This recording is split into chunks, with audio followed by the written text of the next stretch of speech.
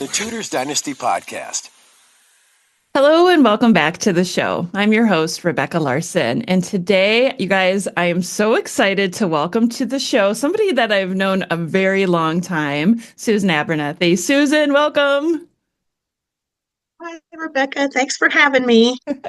Okay, so you and I go way back. Like, I think about when I first got started, and we're celebrating 10 years right now of Tudors Dynasty, but back then it was called something different. And I feel like I need to do a quiz, a trivia thing with my followers to see if they know what I was called back then. But for those who don't know, way back then, I went as Tudors Weekly because I thought, well, this is just social media. I'm doing a little blogging. I'll do it weekly, whatever. And then it's transformed into this thing that I'm doing now. And way back then, I met Susan and she took me under her wing and was like the best mentor I could ever have. So, Susan, thank you so much for being in my life.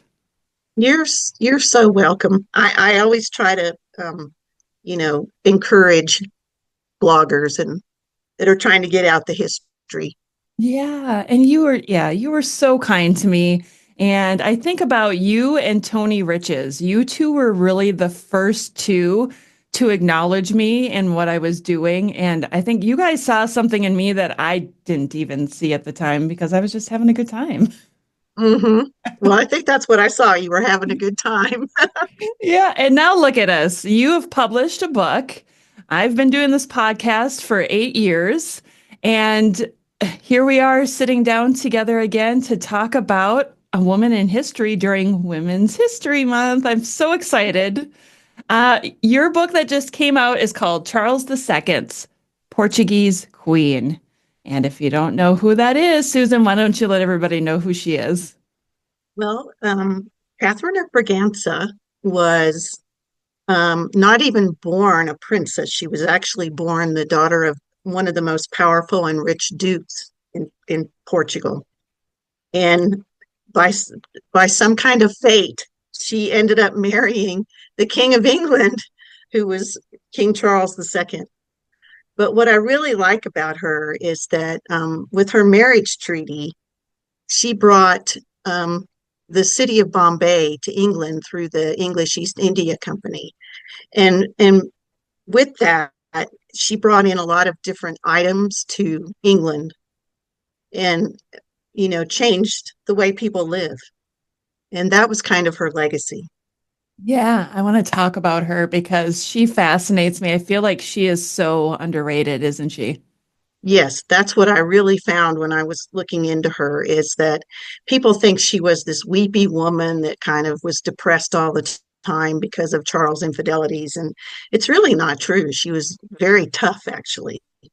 I love it. Okay, so let's go back. We'll start from the beginning with her. As you alluded to, she was the daughter of a duke. Little did anybody know that she was going to marry the King of England one day because it looked like her future was going to remain possibly in Portugal, didn't it? Yes, yes, she was brought up and educated in a convent. So she had kind of a sheltered upbringing. And, they lived in the country, the family lived in the country.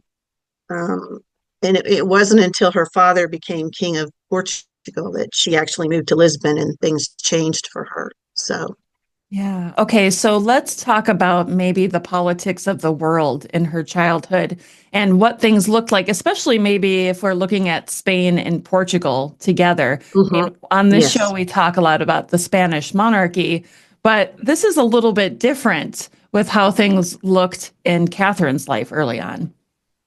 Yes, because what happened was in, the 1500s, Spain actually took over Portugal.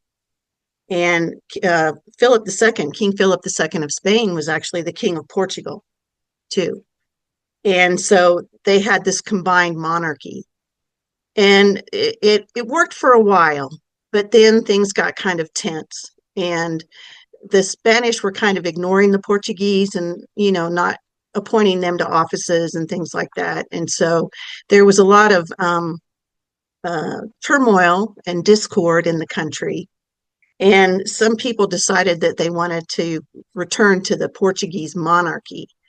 And Catherine's father was actually descended from King John the First, who married an English princess, which is kind of interesting. He married the daughter of the Duke of Gaunt, Mm. John, Duke of Lancaster, John of Gaunt, Duke of Lancaster. And so, but he had an illegitimate son that he made the Duke of Braganza, and that's who Catherine descended from. So some people went to her father and said, "Would you agree to become king?" And he was kind of cautious about it. He didn't want to make too many waves. But his wife, Luisa Francisca de Guzman, she said, "Let's go for it." She pretty much urged him on, and so they decided to do it. And it was actually kind of a bloodless coup. Only a few people died on the day that it happened, and then it was over. And he was king, and Wow. Catherine was a princess. Okay, so one of the things that surprised me from your book is you talk a little bit about Salic law, and you talk about how Catherine had more of a right than Philip II to become, oh, I hope I don't get this wrong, the Queen of Spain. Can we talk about that, or maybe I misunderstood it? The Queen of Portugal, you mean? Yes, yes, thank you. Well, there was no law that said that a woman couldn't inherit the throne, actually. But there were these rules that, if there was a woman that was in line for the throne, she had to marry a Portuguese man. She couldn't marry outside of Portugal. So it's kind of interesting. It was like a little bit of a twist on the Salic law. And it ended up where a lot of uncles and nieces married. So there was a lot of inbreeding, of course, same as in Spain. Yeah. Yeah. I just find that so interesting. But if you compare it, let's say, to the Tudor dynasty, right? I think, Hmm. okay, so they wanted Catherine to marry a Portuguese nobleman, right? Because then you don't have to worry about the things like Mary the First had to worry about, marrying a Right. foreign prince. So Right. there's something smart about that, maybe. Yeah. But she had a couple of brothers, so she would have been like further down the line, to the throne. So, Right. Yeah, it and can't. her mother pretty much always advocated for her to marry the Prince of Wales because the Stuart dynasty was one of the very first governments to recognize the Braganza monarchy Mm. in Portugal. So, okay, we got a little bit of her backstory here. Let's talk about how she came about marrying Charles II. What happened there? Mhm. How did this marriage come together? Well, believe it or not, there was several years of negotiations for her to marry Louis XIV of France. And that went on and on and on. And it was kind of a controversy in Portugal because there were people that were pro French and then there were people that were anti French. But it went on and on. And finally, her mother got disgruntled with the French because they just would never, consummate the deal. So she ended up then having negotiations with England because they were at war with Spain. They had broken away from Spain, and then they had this restoration war where Spain wanted to take over the throne again, but Portugal didn't want that. So that lasted for several years, and they needed help. They needed money and they needed troops for that war. And so they went to Charles II and said, "Hey, can you help us out? We'll give you Catherine and we'll give you a huge dowry, you know, to make this alliance. And then you can send us soldiers to protect us." And that's what he did. Wow. Wow. Okay, so do we have any idea how Catherine felt about this marriage? We have no idea. Um, there's nothing about, her personal thoughts. But what I can say is that she was very loyal to Portugal her entire life. And she always worked for her homeland, everywhere she went. And she would have wanted to have a good marriage and she would have wanted it to be, you know, um, just make sure that everything went smoothly. She probably didn't care who she married, but she just wanted to have it made sure that Portugal looked good in everything that she did. Yeah. Yeah. Well, you can't blame her for that at all. No. So, as far as languages that Catherine spoke, how many Mhm. languages did she know? Well, we know that she spoke Portuguese and Spanish. Her mother was Spanish, so she did learn that. And they actually had a man from England that tried to teach her English before she left to go to England, and it was a last minute thing. And I don't know why her mother didn't, try to teach her English early on, since she knew she was probably going to marry the King of England. But once she did get to England, it took her a while to learn the language. But Samuel Pepys actually says in his diary that she did speak good English Hmm. eventually. And she would have these little mannerisms that she would say, that would amuse Charles.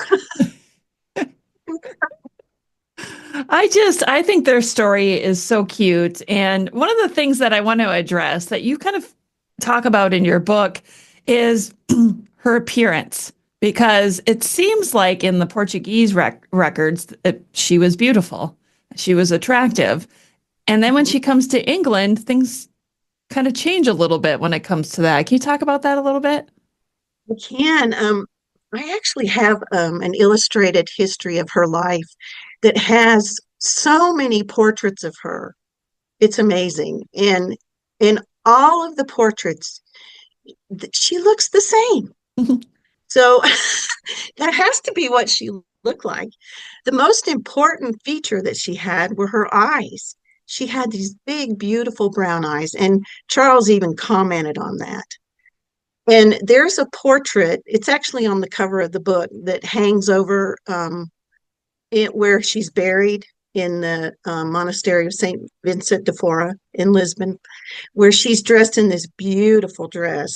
And she just looks gorgeous. She has her hair pulled back with curls on the side. So I think that maybe at first, when she got to England, she was, her face and her hair were dressed the way she was in Portugal, and that people thought it was strange. They thought it was strange. But it didn't take her long to figure out that she needed to, start dressing her hair and her clothes Yeah. in the English manner. And she did that. She did that. She And adapted. she did. Another thing that you notice in her portraits is in most of them, she has a pearl necklace on her neck. It's very interesting. I don't know if there's some significance to that or not, but she Hmm. always has this short Portuguese necklace. Is it the same one? It looks like the same necklace. Oh, interesting. Well, there Mm-hmm. has to be some meaning behind that for sure. Mm-hmm. Mm-hmm. Yeah, so she probably was a beautiful woman. It was like when Catherine of Aragon came from Spain and dressed different. Everybody was kind of shocked by that too. Mm-hmm. Same thing. Yeah. Yeah, yeah. When she came to England, I found it really fascinating to find out what kind of friendship she had with Charles's brother James, future James the Second. Let's go into that a little Yes. bit because I think that surprised me. Oh, yes. I really just love this story where she landed in Portsmouth. And James came to greet her because Charles was busy in London with his mistress and meetings and things. So, but James came and met her on her yacht, and they just got along famously from the very beginning. And then, of course, James became a Catholic, and Catherine was Catholic, so they had that in common. But that friendship lasted until the day that she left England. Um, Yeah, they were very close. Yeah. And I've been reading quite a bit about James recently because I'm working on some research on that. And he actually appears to have been quite charming, like his brother, but maybe in a little bit different way. Yeah. So they both were, loved the women, and the women loved them for sure. There was a anecdote that you told in your book about Catherine and James and how I don't remember exactly where it was, but she invited him to come sit to the right of her. And Yes, he was like, no, no, no, no, I can't do that. Let's yes. let's talk about that because I found that interesting that I don't know, did she not understand how things worked, or was she just trying to be more relaxed with the situation? What do you think? Well, with James, in that was when he met her the first time on the ship, and she wanted him to sit, you know, and he wouldn't do it. I think it had to do with just protocol, because basically she was his sovereign along with his brother, so that was where that came in. But he eventually agreed to sit on a little tabaret, which is a little stool. So he did eventually sit down, but it was one of those, you go first, no, you go first kind of things. I can't even imagine how uncomfortable or nerve-wracking it must be or must have been for her to come to this country I presume she had never been to before, and now she's immersed into this new culture. Yes, yes, it was very difficult, very difficult. And I try to address that because she had that sheltered upbringing, with the nuns. And her mother never taught her anything about governing or men or how to like start, get people to come to her side and, work in her favor and that kind of thing. She was never taught any of that. And then like the court in Portugal was austere and gloomy, and the protocol was very strict. And then she came to Stuart Restoration Court, and it's like the total opposite of that. And she did end up like getting ill, pretty quickly because it was just so hard for her. The food was different, you know, she didn't drink. So maybe she drank water, which was probably a mistake at the time. So yeah, it was very hard for her. And then to have all the other things about, Charles's mistress wanting to be in her household and things like that, that was so hard for her. But you know what? She was so resilient, and she would always figure out what she needed to do to fix the situation, which I find extraordinary about her. Yeah, yeah. I put yourself in her shoes. How would you behave in a situation? I don't know that I would have handled it as well as she did. Exactly. I would have had a temper and thrown things and Well, she did have a temper, and she threatened to return to Lisbon, and that did not make Charles happy at all. if anything that I learned from your book is that I think Charles really did care for her, didn't he? He did. He did. And I address that because he was very loyal to him and also to his brother, because everybody tried and tried and tried to get him to divorce Catherine or to, name another heir instead of his brother to the throne. And he stuck with both of them. And, he was just so loyal. And you kind of have to give him credit for that. He did treat her miserably, but you have to give him credit for the way he stood up for her. Yeah. So Charles is busy doing his king thing. That's what I'm going to call it, doing his king thing. And Catherine, actually, you know what? I'm going to go back a little bit. Sorry, I'm kind of scatterbrained right now. Let's talk about their wedding and where it was and what it looked like, and was it any different than weddings before? Oh, it was, I would use the word bizarre. Um, Catherine insisted on having a Catholic wedding, which would have been against the law at the time. And so they did have a private wedding on the ship, um, with a priest. Mm. And Charles agreed to that, and he went through with it.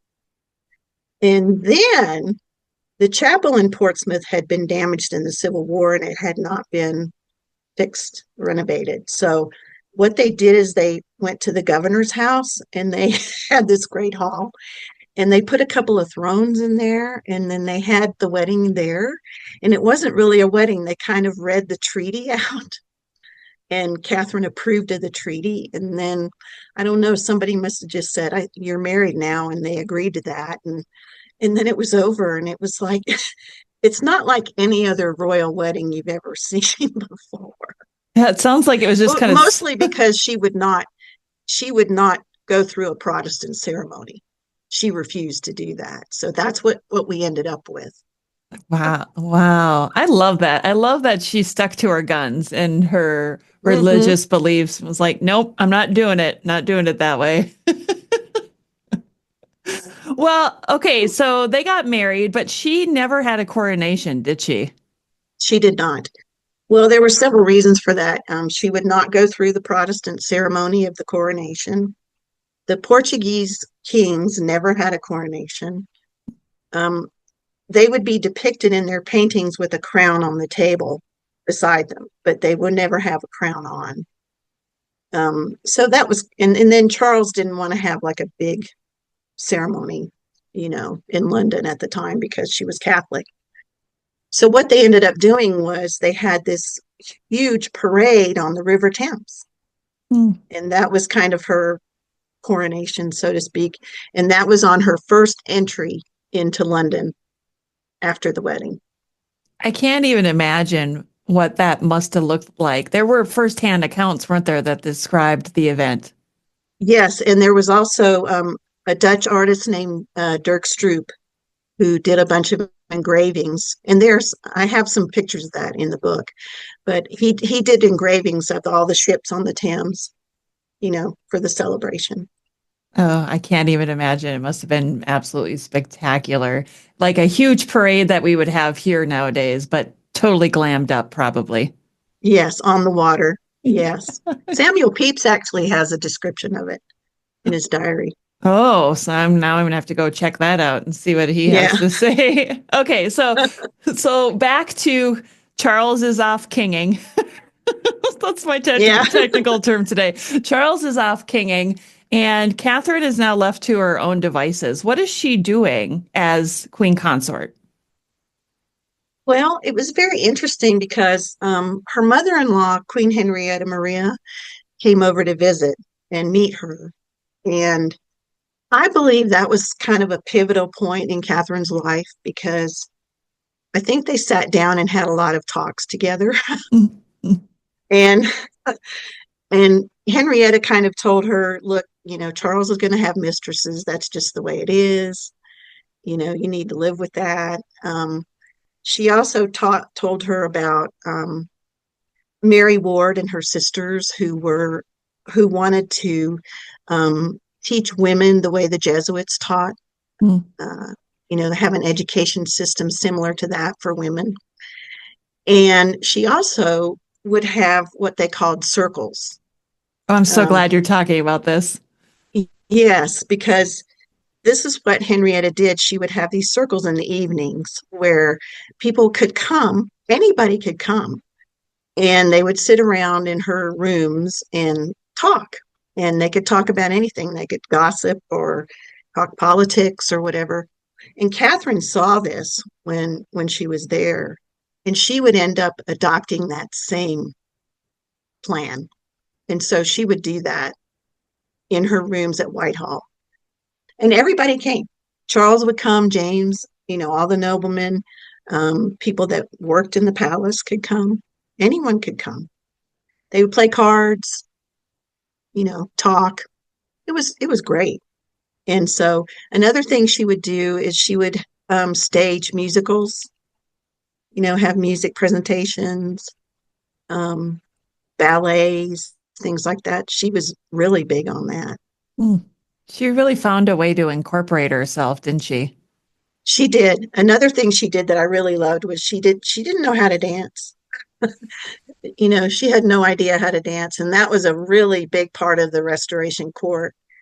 And Charles actually hired a teacher, and so she learned to dance, and so she could participate, you know, in the court performances. Yeah, I think that was one of the things that you said was her mother-in-law enjoyed to dance and to have these parties. So I think it's poignant that she decided that this was something that she needed to do as well.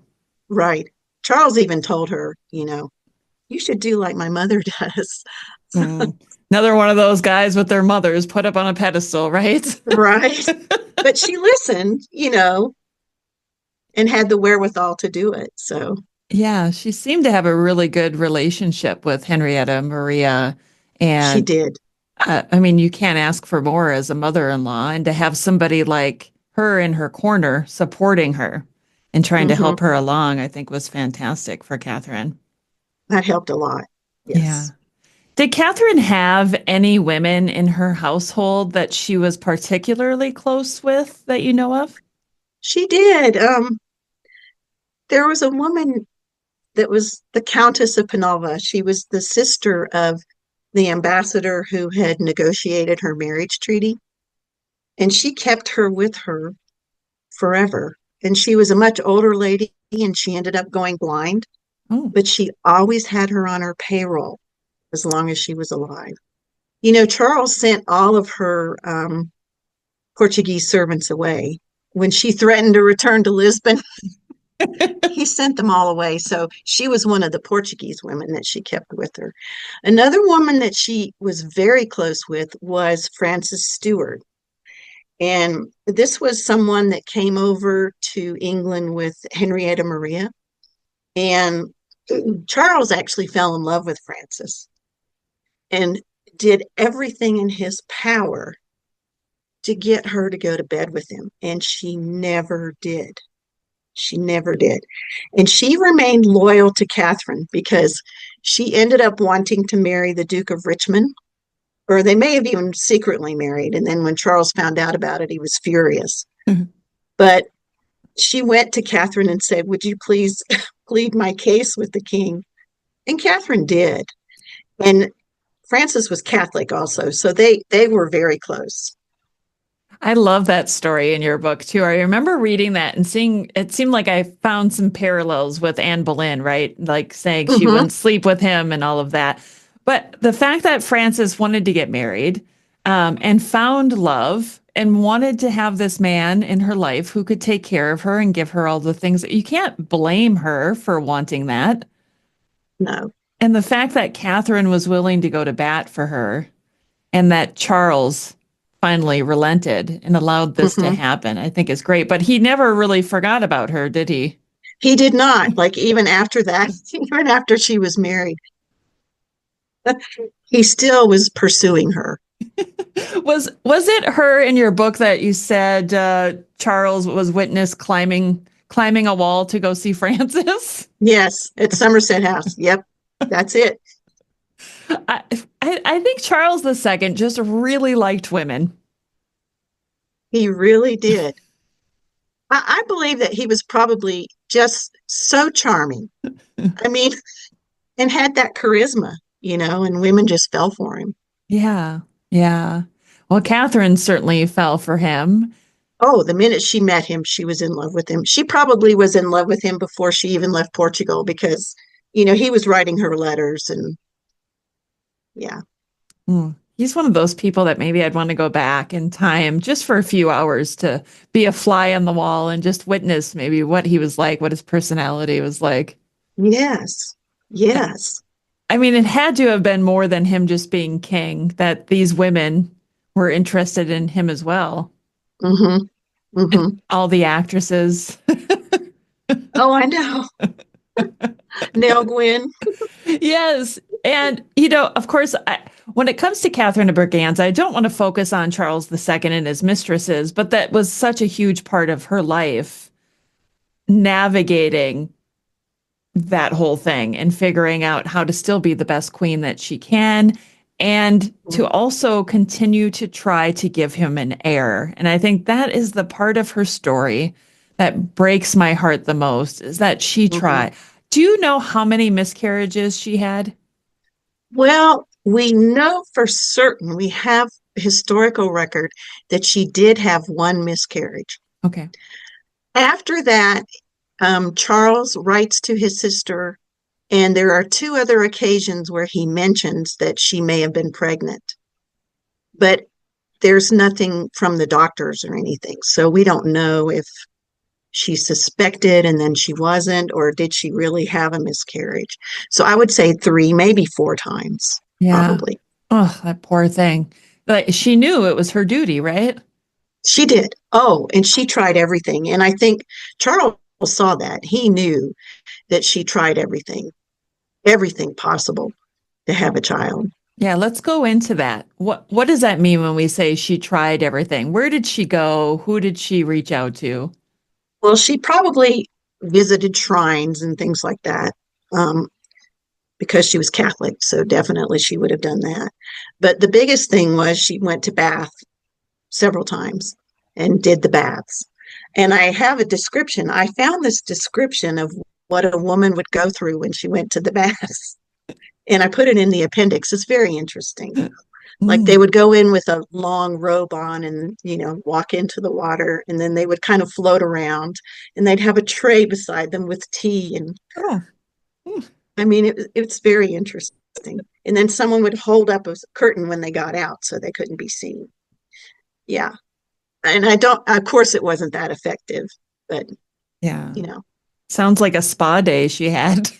well, it actually was, it was kind of a social occasion when the queen went, and she would take some of her women with her and, have fun while she was there. So, Yeah. I just see so many parallels between her and Catherine of Aragon. I, the fact that they had such difficulty conceiving and mhm. carrying a pregnancy full term. And it just seems like she came in as an outsider and would forever almost be seen as an outsider by those noblemen who just wanted a male heir. They just wanted the king to have a male heir. And because she couldn't provide that for him, or seemingly couldn't provide it for him, they were going to try to do everything that they could to get her out of the way so that he could remarry. How how many times did these men come to Charles and say, "Okay, now it's time. Let's move forward on finding you a new wife"? I would say countless times. I mean, people probably told him countless times to do it. And Parliament probably tried half a dozen times, Yeah. you know, to persuade him to divorce her. Like, we'll pay you this, or, whatever they told him. I mean, it was relentless, Yeah. completely relentless. But he stuck by her. He did. He did. I just think I that's have to admire him for that. yeah, because he could have set her aside. Hmm. He probably could have married any one of his mistresses if he really wanted at that point. Right. But he stuck with her. Why do you think that is? I feel like Catherine was in love with him, and no matter what he did, she still loved him, Yeah. you know? And that's all I can say is I just think that he liked that she was loyal to him and loved him no matter what, no matter what he did. And I really feel like they had a good companion relationship. They would spend time together and they enjoyed each other's company. And like you said, she did her queening in the best way she could. And and he appreciated that because it helped him too politically. Yeah. And she got along well with his family. I mean, his brother, Hmm. the sister-in-law, um, his sister in France who came back to like, I look at it and go, well, she seemed like the perfect wife. Hmm. Hmm. She just couldn't give him a son that he needed. Correct. Correct. I feel like I could picture Charles II and Catherine going on a double date with his brother James and Anne Hyde. Yes, that would be fun to watch. I this time period is fascinating to me, and I've always had a love for the beginning of the Stuart period here because of how much the monarchy went through to get there. I think Hmm. it's just fascinating, and maybe we should talk about that a little bit for those who are listening who come to the show just to learn about the Tudors. Well, now I want people to know that I don't want to talk just about the Tudors. I want to talk about all eras of history because they affect one another. So let's talk about how the reign of Henry VIII maybe influenced Charles II. Do you think that it influenced it at all? Hmm. Probably not. I would say I would say more that his father's reign would be the biggest influence on him, Yeah. because of what happened. Yeah. Oh, And let's talk about that because there may be people who don't know who his father was or what happened to him and how England changed after that. yeah, Charles the First um, tried to rule without Parliament, basically.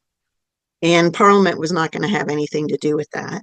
And so what they ended up doing is putting him on trial for treason, and he was beheaded Yeah. in January of 1649. And so Charles and his brother, actually the whole family, they had fled England and gone into exile. And he spent 10 years in exile. And he was basically penniless and he was, going everywhere. He went to Germany, Spain, France, the Low Countries. I mean, he was just doing everything he could to, stay alive and try to get his throne back. But it was really tough times. And I would say that had a lot of effect on Charles psychologically. Mm. And that was one of the reasons that he wanted to keep the hereditary, succession. And he was not going to change the succession at all, even though his brother was being difficult. And I think what's real interesting is that Charles the First got kicked off the throne and his head chopped off. And then his brother James the Second, Charles's brother James the Second, was also kicked off the throne. So this is kind of an interesting history here. Yeah, it fascinates me. James the Second, honestly, I feel like I don't know a lot about him. We Mhm. seldom talk about him. Why do you think that is? I'm finding this quite interesting. In fact, this morning I was looking for just a nice book about the Glorious Revolution of 1688, which is when they kicked James II off the throne, and William and Mary took over. Mary was James's daughter. And I couldn't really find anything. In fact, the Yale English Monarch series doesn't have any books on Mary and William at all. So, yeah, I think it's a period that needs to be explored a little bit more. Yeah. And I'm wondering if James was really interested in, freedom of religion for everyone. Was that his basic concern? Or did he really want to be a despot? Or was it a combination of both?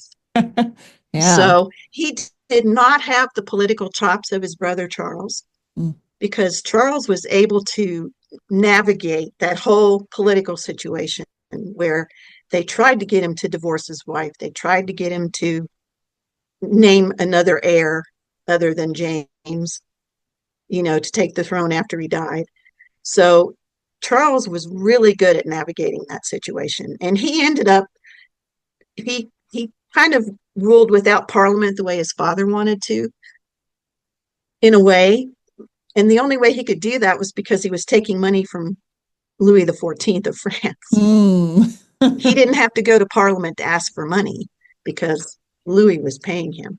So I have to admire Charles' political chops because he handled that really well. And I don't think James had that ability in him to do that.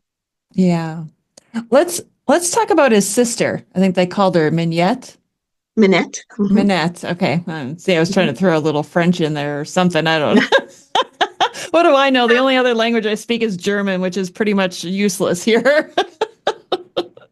Let's talk about her and her relationship with her brother, and then let's go from there into her meeting Catherine. Mm-hmm. Um, Charles and Minette were very close. And it's kind of interesting because he wasn't with her for a lot of her life. She was in Paris with her mother. And then Charles was wandering around Europe and then ended up going back to England, and she stayed in France. And she ended up marrying Louis XIV's brother, the Duke of Orleans. But they had a correspondence, a very long and lengthy correspondence, and you can read the letters. And it's really kind of charming Are the how letters much in French? well, they were, but they've been They translated. have. Yeah. Okay. Yeah, they were in French, and then they were translated. Ruth Norrington has a book with all of the letters. And they ended up negotiating a treaty in 1670, the Treaty of Dover. And that was where Louis agreed to pay Charles this money. And then Charles agreed to convert to Catholicism with Ooh. that treaty, which was pretty risky, a risky Uh, thing to do. yes.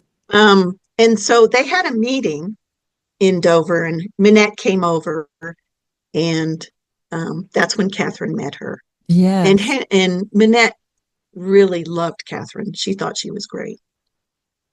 I love that they got along. I love that she got along with his family so well. I Hmm. think that's probably a very rare thing to happen. Really, really. The tragic thing is that shortly after that meeting, Minette died. So Yes.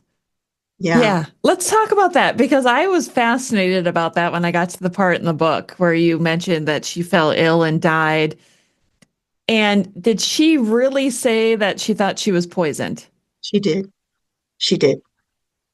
Yeah. Is there any reason for her to be poisoned? Yes. Her husband was gay and had a lover, and the lover was a little bit antagonistic towards her. So I think that's where she felt like maybe something had happened. It's more likely that she had like a appendicitis or maybe an infection of the perineum or something like that. It was very quick. Like she died really quick, a violent death. Hmm. So it was some kind of health issue. Anytime there was a death like that, people would say poison. Right. You know, when you're reading through history, everybody says, oh, he was poisoned or she was poisoned, but not necessarily. Yeah, maybe not.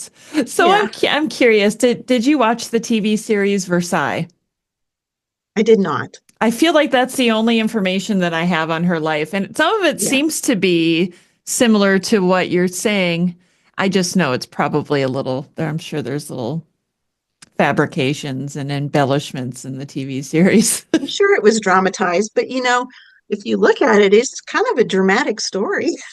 It is a dramatic story. That whole family, I can't even imagine what it would have been like to have your father be the king, to be executed, and then you're on the run and you're just trying to stay alive.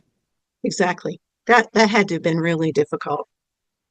And then you had people that would like, oh, he's going to become king, and then they would come to your side, and then you know, it wouldn't happen, and then they would go away. And you had people coming and going, Yeah. supporting you and not supporting you. And how do you know who to trust? Kind of thing.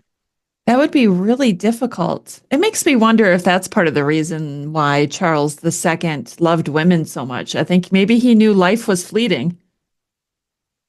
Who knows? I'm Could just be. I'm just taking some wild guesses here. Could be. Yeah. So they never ended up having children, which is sad, unfortunate, but the Stuart line continued. One of the things that I do want to mention from my trip to England, which I found fascinating, was when I went to Hampton Court Palace, right? When you go there, everything is so Tudor focused. Everywhere you go in the Tudor part, there's people everywhere. And I remember walking down this little hallway and seeing portraits hanging along the wall, going, oh, those look like Stuarts, or from the Stuart era. And there was nobody in that hallway looking at those portraits. And I immediately went down there because I thought, how often do you get a place like, empty hallway with portraits at Hampton Court Palace? But also, those portraits are absolutely amazing, and people were Hmm. just ignoring them. Hmm. Hmm. It blows my mind, Susan. Yeah, The Stuart dynasty is equally fascinating. really. And there was a lot of great portrait painters too in that era. Yes. I I noticed that it was part of the palace was really oriented towards William and Mary, mm, especially William, yeah. because there's a huge portrait of William on his horse in one of the rooms, Yes. you know. Yeah, and they did a lot at Hampton Court, like renovating it, building it, and the gardens and things like Yeah. that. But you're right. They're kind of hidden. I Yeah, hid it in plain sight. exactly. Exactly. And it's too bad. I've always felt the desire to find a way to bring the Stuarts to the forefront, but it's hard to do that when the Tudors dominate everything, isn't it? Hmm. Exactly. But I think it's changing now. I kind of feel like it's changing. And I wanted to be a part of that because I can't tell you how many books I read about the mistresses. Right. And I'm like, I want to know more about the wife. And so that's why one of the reasons that I decided to write the book is because I think she was in the shadows of the mistresses. Yeah. And they're more glamorous, and there's more drama with that. But she had a very, very interesting story. Yes, she did. And I want to make sure that people read your book. So before we talk any more about her, I want people to make sure that they go out and get your book and they read this and they determine for themselves from your research who she was as a person. Because that's the idea, right? When you put your research out there, you're like, here's what I found. Now you determine, right? Hmm. Hmm. So Exactly. I want to know from your research, what did you determine about Catherine of Braganza, and what do you think her legacy really should be? Well, I know this sounds kind of trite, but I actually fell in love with her. I mean, I just thought she was a fantastic person. Yeah. And she overcame so many obstacles. She had to have had a really, strong personality to overcome all of that. And she did the best she could, despite the fact that she didn't really have a good education in what she ended up doing. She overcame all of that. And people seem to have loved her, other than the people that didn't like her because she was Catholic. Everyone has good things to say about her. I have a lot of quotes in there from people that worked for her or knew her and had good things to say about her.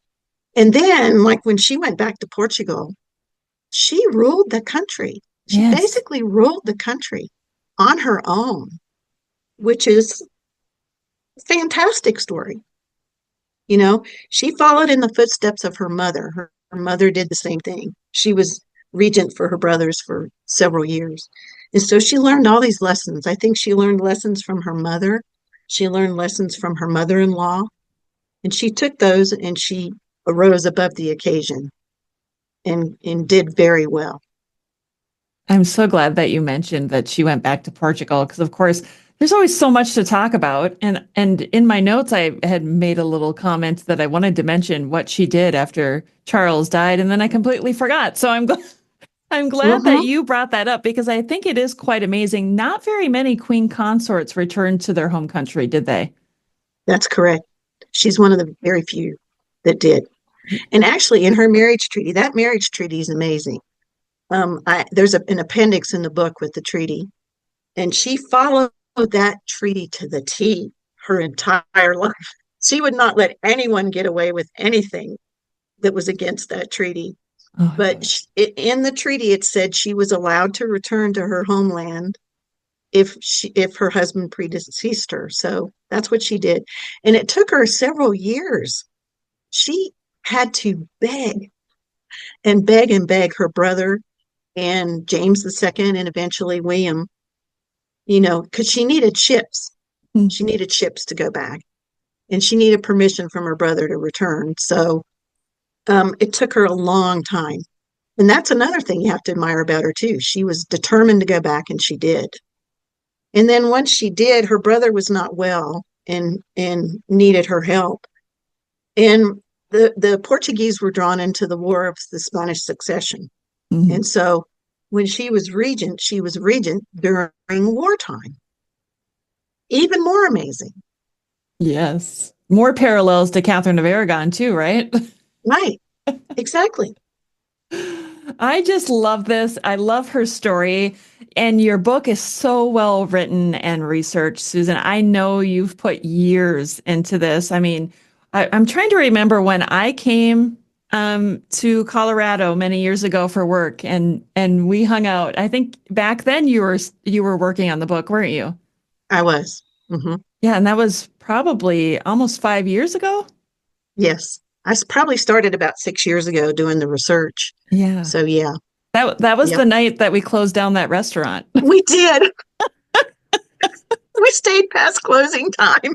We were talking so much, and I remember looking around, and they're like the chairs are up on the tables, and they were being so polite. They never once asked us to leave, and we were just talking away. Well, I could talk about history for hours and hours. So Yes, and that you know what, and that is the danger of my job is I feel like I could sit and talk for 3 hours on one subject, and mhm. and just be happy about it. But I want people to buy your book. That's the key. So we got to just like dangle that lure out there a little bit and get them interested in buying it. So if somebody listened today, we've piqued their interest and now they want to buy their book. Where can they find Mhm. it? Right now, I would go to Blackwell's. Mhm. They're the bookseller Blackwell's. They're in England, but they ship anywhere in the world. So I would go there, and you can put my name in, or you can put Charles II's Portuguese Queen. You can also order it from Amazon.co.uk. Um, it's only available there now, but it'll eventually be available in the US with Barnes and Noble and Amazon in the US. I love that. And I've ordered through Blackwell's before and it's a great experience. So if you've They're never heard of great. them, free shipping, you can't argue with that, can you? Right. I think they've sort of taken the place of Book Depository, which closed down. It's a very similar business to that. So Yeah, I forgot all about Book Depository. That was a good one too. it was. You could buy anything and have it shipped anywhere in the world. Yes. Okay, Susan, if somebody wants to talk to you about this, if they want to have a conversation with you, how can they find you? They can find me at thefreelancehistorywriter.com. All one word, thefreelancehistorywriter.com. Also, I have a Facebook page, The Freelance History Writer. You can message me there. Perfect. Susan, it's been such a pleasure to chat with you today and to reintroduce you to my listeners. You've been on before to talk about Catherine, but this time I feel like maybe we covered a little bit more than last time. Um, Yes, a little more in depth. Yes. yeah, and maybe I'll have you back again to talk about some of the things that maybe we missed after your book has come out. How about that? Okay. Sounds good. Sounds good. Thank you so much, Susan. Thank you, Rebecca. And that concludes another episode of the Tudors Dynasty podcast. Thank you so much for listening. If you love the show and would like to show your support, consider becoming a patron over on Patreon. That's patreon.com/Tudors Dynasty. Over there, you'll get commercial-free episodes, early access, and some patron exclusive content as well. If you would prefer to show your support in another way, head on over to my website, tutorsdynasty.com, and click on the shop to see some of the new merchandise that I have available. Thank you so much for listening. Until next time. The Tudors Dynasty Podcast.